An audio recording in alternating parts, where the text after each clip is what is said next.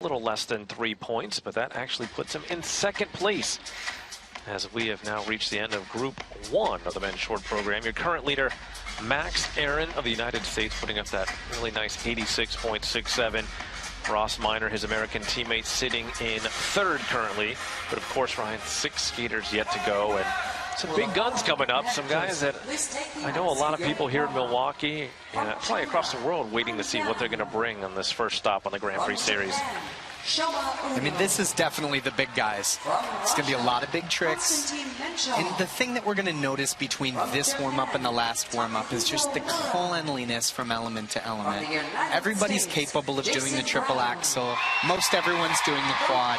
But these guys are just more accustomed to doing them consistently, doing everything else to the best of their ability while they're hitting the big tricks. And we saw that quite a bit in the last warm-up, where a lot of really good elements were done, and then silly mistakes on spins or on footwork just slipping in there.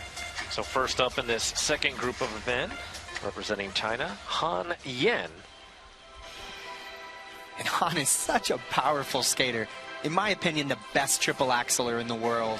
He just flies across the ice and just covers more ground when he jumps than anyone else. But that being said, last year was a bit of a tumultuous season. He had the big collision at the Cup of China, and he just never really recovered. You know, not only is it an injury, you get hurt and you have to think twice about what you're doing when you're warming up, but it just kind of shakes you to do that in front of that many people, and he never really recovered. Skating second will be the World Junior Champion representing Japan, Shoma Uno. And Shoma just has so much talent and so much poise for his age. He went out at the Japan Open this year and just blew everyone out of the water. He has a ton of ability, but also he went out at the International Skating Classic in Salt Lake City and wasn't that great. He left a lot to be desired. So that's something that's going to come with his age. But man, he has got the complete package. If he can continue to do these things consistently on the big stage, his name's going to be very familiar in our sport. And someone who's feeling confident as of late with his programs representing Russia, Konstantin Menshov.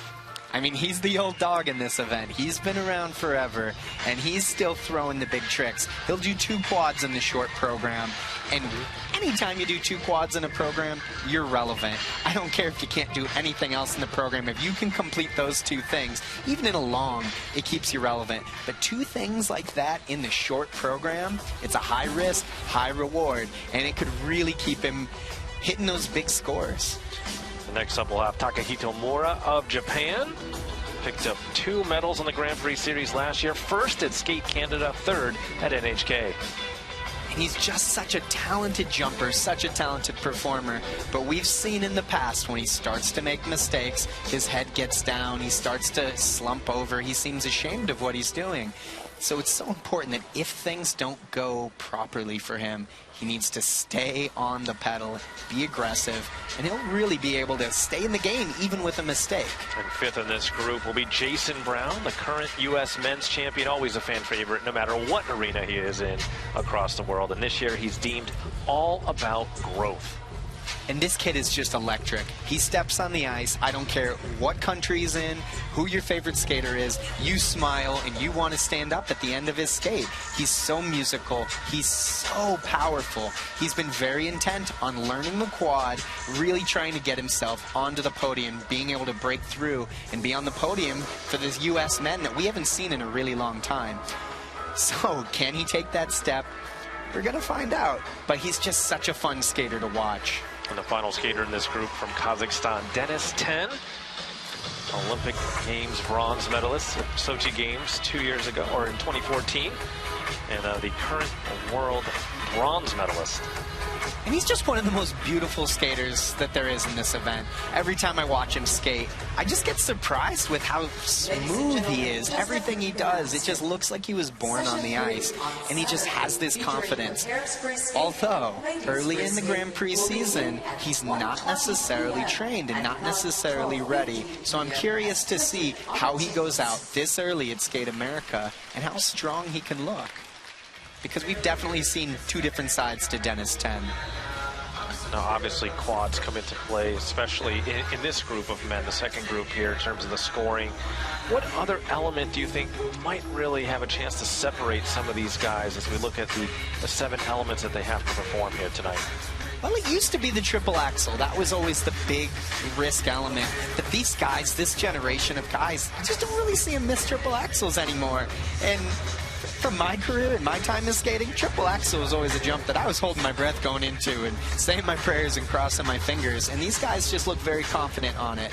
Especially in this warm-up, you're not going to really see a lot of mistakes on the triple axel. It's really going to come down to execution, how well you do every element, getting those grade of execution scores, tacking on a point here, tacking on a point there. And if you can continue to tack a point on all 7 elements, that's when those scores get into the 80s and can start to encroach the 90s.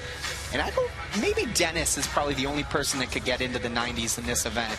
But everything else is going to be, the good skates are going to be right around the bar that Max Aaron set at 86. And obviously then program component scores are going to be so key and critical with this group of men, where the technical side, you know, they're all probably going to be in that same similar range. But the PCS, that's really maybe where we'll see a little bit more separation. You're sure, you know, you're going to see some separation in the PCS. I mean, to be honest, the biggest thing that you're going to see is the grade of execution. You know, all the guys are going to be hitting around the 8s and the 9s and the PCS scores, but it's just the way they execute. How much flow do you have out? How fast do you spin? How much energy do you bring to the footwork? How deep is your edge quality? Those are really the things in this event, because everything's factored, and all the big elements have such a high point total that the factor's even more. Well, that'll do it for the warm-up period of group number 2 of the men's short program here in Milwaukee.